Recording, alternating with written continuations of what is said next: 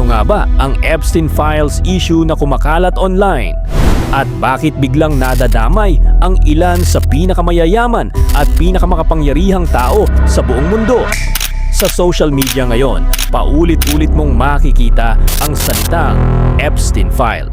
Sa mga kumakalat online, ito raw ay libu-libong dokumento, emails at records na konektado kay Jeffrey Epstein, isang financier na may access sa pinakamakapangyarihang tao sa mundo na nagpapukaw ng atensyon ng marami, na hindi inaasahan ng marami na masasangkot sila sa ganitong kaso.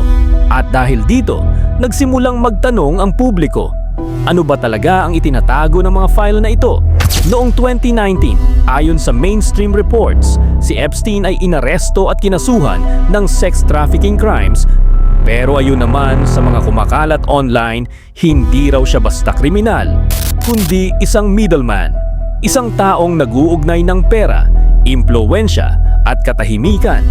Habang lumalalim ang Epstein Files, lumalabas din online ang mga pangalang kilala sa buong mundo na sangkot rin rito.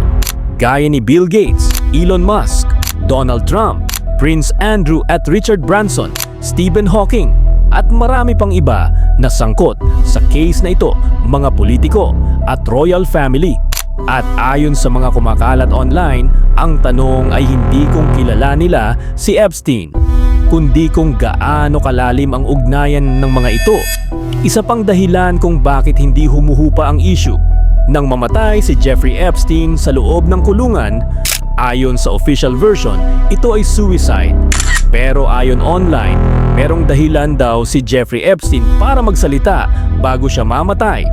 Dahil may hawak daw siyang mga pangalan, koneksyon at sensitibong impormasyon tungkol sa mga kapangyarihang tao, posible niyang gamitin ito bilang panlaban para humingi ng proteksyon o mas magaan na parusa. Pero bago pa mangyari yon, namatay na siya.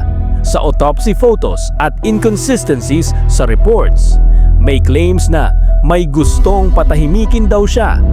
Sa social media, may nagsasabing kung nagsalita si Epstein, mas marami pang pangalan ang madadamay. At dito, lalo pang nag-ignite ang mga conspiracy narratives. At hindi lang yon, ayon sa mga viral posts at underground discussions online, ang Epstein Network ay hindi raw simpleng sex trafficking. May mga nagsasabing ang target nito ay mga bata o mga menor de edad. Ginagamit sila bilang laruan ng mga elites bilang entertainment sa kanila. Parang mala Squid Game ang datingan, di ba? At kapag tapos na nila itong paglaruan, sinasaktan na nila ito at ginagahasa o tuluyang pinapatahimik. At may mas matinding claims pa. Meron daw cannibalism na ginagawa daw nilang pagkain ang mga tao at mismong mayayaman at royal families ang kumakain daw nito. At meron pa ngang isang babaeng model na Mexican ang nakasaksi nito, ngunit hindi nga lang siya pinaniwalaan noon dahil akala nila na babaliw lang ito. Panoorin mo ang video para makita mo kung ano ang mga sinabi niya.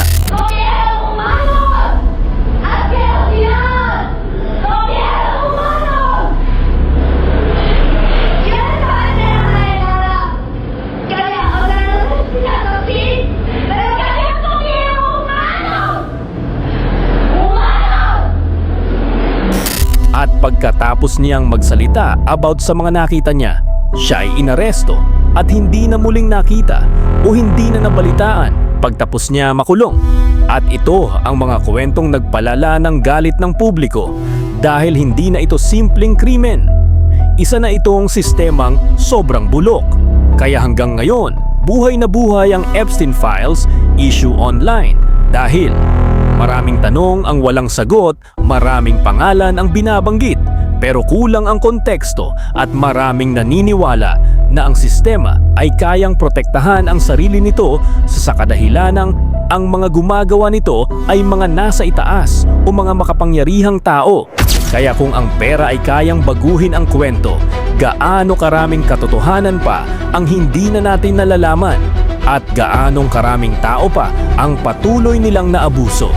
Comment mo ang opinion mo about sa issue na to at huwag kalimutan mag-follow para sa mas updated na kwento ni Mr. Watcher.